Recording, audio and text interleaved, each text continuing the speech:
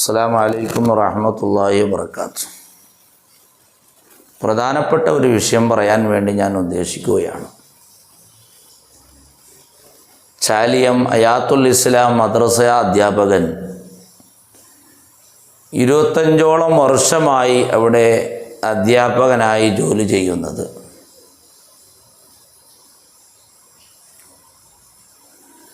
രാവിലെ പള്ളിയിലേക്ക് വരുമ്പോൾ അദ്ദേഹം സൈദലവി മുസ്ലിയാരാണ്. അദ്ദേഹം വാഹന അപകടത്തിൽ മരണപ്പെട്ടു. ഇങ്ങനെ നമ്മുടെ പരിസരത്ത് ആക്സിഡൻറ്റിൽ സംഭവിക്കുന്നവരിൽ കൂടുതൽ ആളുകളും ഉസ്താദുമാരാണ് എന്നാണ് നമുക്ക് മനസ്സിലാക്കാൻ കഴിയുന്നത്. ഇമാമിങ്ങളും മുഅല്ലിമീങ്ങളും മുഅദ്ദിനീങ്ങളും പള്ളിയിൽ ജോലി ചെയ്യുന്ന ഉസ്താദുമാരാണ്.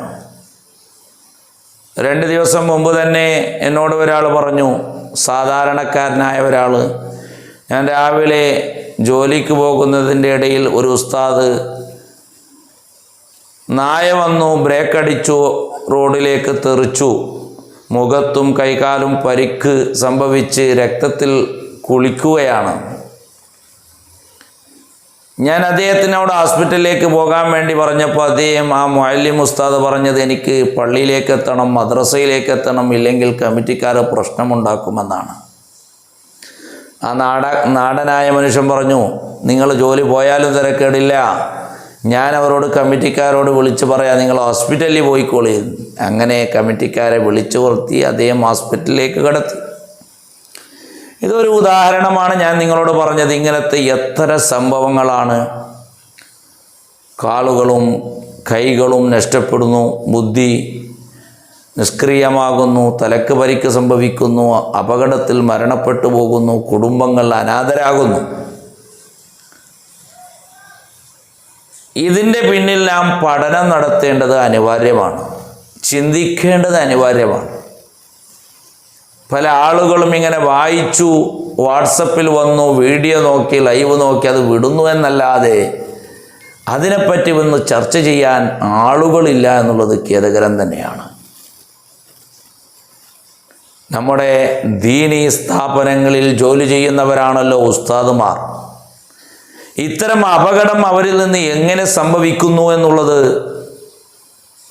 മഹല്ല് കമ്മിറ്റിക്കാർ ചിന്തിക്കൽ അനിവാര്യമാണ്. അതുപോലെ തന്നെ ഓരോ മദ്രസകളെയും നോക്കാൻ വേണ്ടിയിട്ടുള്ള അതിലെ ഉസ്താദിമാർ, അതിലെ മാനേജ്മെൻറ്റ്, ഇതിനെപ്പറ്റി ഒരു പഠനം നടത്തൽ അനിവാര്യമാണ്. റേഞ്ച് തലങ്ങളിലും SMA-കളിലും അതുപോലെ തന്നെ ഇതുമായി ബന്ധപ്പെട്ട വിഷയങ്ങളിൽ ഇത്തരം അപകടങ്ങളെ സംബന്ധിച്ച് ചർച്ച ചെയ്യൽ അനിവാര്യമാണ്. ഇല്ല എങ്കിൽ റബ്ബ് തആലായ മേലെയായ റബ്ബ് നമ്മളോട് ഹിസാബ് ചെയ്യുമെന്നുള്ളത് തന്നെയാണ്. എന്തുകൊണ്ടാണ് ഇത്തരം അപകടം അവരിൽ നിന്ന് വരുന്നു?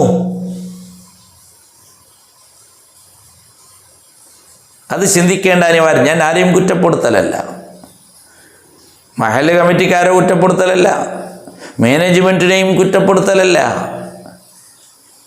മറിച്ച് ഈ ഉസ്താദുമാരുടെ വക്കിൽ നിന്ന് ഓവർ സ്പീഡ് കൊണ്ടാണ് ഇത് സംഭവിക്കുന്നത് എന്ന് ഒരു പക്ഷേ നിങ്ങൾ മറുപടി പറഞ്ഞേക്കാം.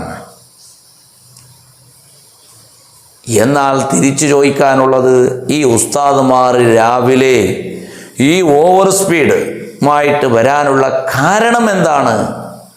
അതിനെപ്പറ്റി ചിന്തിക്കൽ അനിവാര്യമാണ്.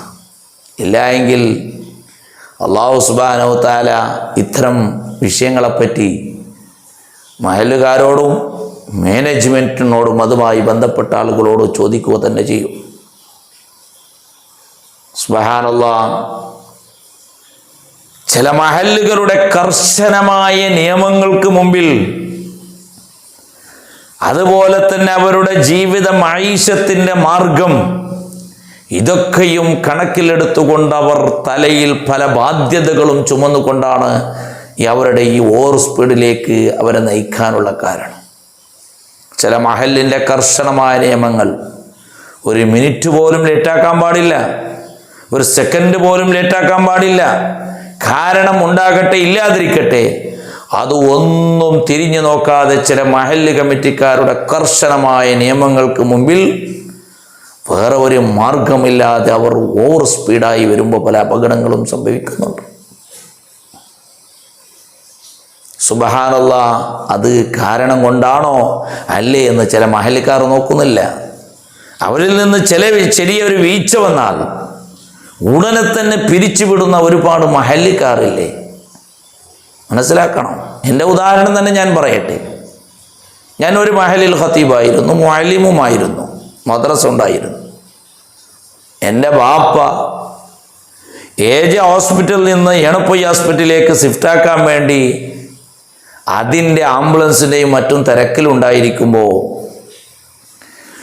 മഹല്ല് കമ്മിറ്റിയിൽപ്പെട്ട പ്രസിഡന്റ് എനിക്ക് ഫോൺ വിളിച്ചു. ഞാൻ വരുമ്പോൾ ഉസ്താദിനോട് ഏൽപ്പിച്ചു വന്നതാണ്.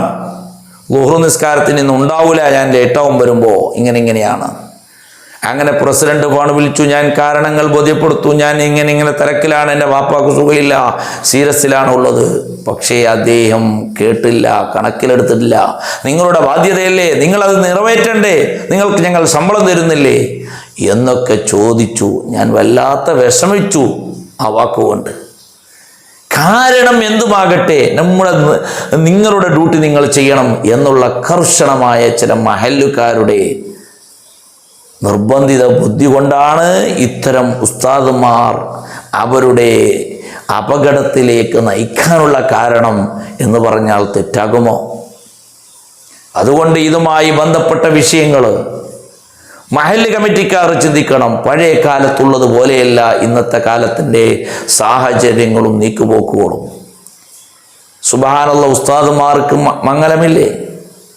ബാങ്കുമായി, അതുപോലെ തന്നെ പഞ്ചായത്തുമായി, അതുപോലെ തന്നെ അവരുടെ റെക്കോർഡ്സുകളുമായി ബന്ധപ്പെട്ട ഒരുപാട് ജോലികൾ അവർക്കുണ്ട്. കുടുംബങ്ങളുണ്ട്, ഒരുപാട് ബാധ്യതകളുണ്ട്. ഒരുപക്ഷെ ഒരു ദിവസം 5 മിനിറ്റോ അല്ലെങ്കിൽ 10 മിനിറ്റോ ലേറ്റായി കഴിഞ്ഞാൽ ഉടനെ തന്നെ അവരെ പിരിച്ചുവിടുന്ന ഒരു മനോഭാവം, അത് നമ്മൾ ഒഴിവാക്കി അവരുടെ മാനസികാവസ്ഥ അനുസരിച്ചിട്ടാണ് നാം കൈകാര്യം ചെയ്യേണ്ടത്. വളരെയേറെ വിഷയമാണ്. ഞാൻ ഇതൊക്കെയും ദീർഘമായി പറയുന്നില്ല. ആലിമീങ്ങൾ ആരാണെന്ന് ആരും മനസ്സിലാക്കണം. അൽ ഉലമാ വറസത്തുൽ അംബിയാ, അമ്പിയാക്കന്മാരുടെ അനന്തരക്കാരാണ് ആലിമീങ്ങൾ. അമ്പിയാക്കന്മാർ ദീനി ദഅവത്ത് നടത്താൻ വേണ്ടി ഇവിടെ വന്നവരാണ്. അവരുടെ കാലശേഷം ആ ദീനിനെ പ്രബോധനം ചെയ്യാൻ ഏറ്റെടുത്തവരാണ് ആലിമീങ്ങൾ. അതുകൊണ്ട് ഞാൻ ആരെയും കുറ്റം പറയാനല്ല. ഇന്നി ബുഇസ്തു മുഅല്ലിമാ, നബി സല്ലല്ലാഹു അലൈഹി വസല്ലം പറഞ്ഞു, ഞാൻ ഒരു അധ്യാപകനായിട്ടാണ് ലോകത്തേക്ക് എന്നെ അല്ലാഹു പറഞ്ഞയച്ചത്. അതുകൊണ്ട് ഇവിടുത്തെ ഉസ്താദുമാരുടെയും മുഅല്ലിമീങ്ങളുടെയും മുദരിസന്മാരുടെയും തലപ്പത്തി നിൽക്കുന്നത് സയ്യിദുനാ മുഹമ്മദ് മുസ്തഫ സല്ലല്ലാഹു അലൈഹി വസല്ലം തങ്ങളാണ്. അപ്പോൾ ഇത്തരം അവരുടെ മാനസികാവസ്ഥ കണക്കിലെടുക്കണം, അവരുടെ ശ്രേഷ്ഠതകൾ കണക്കിലെടുക്കണം.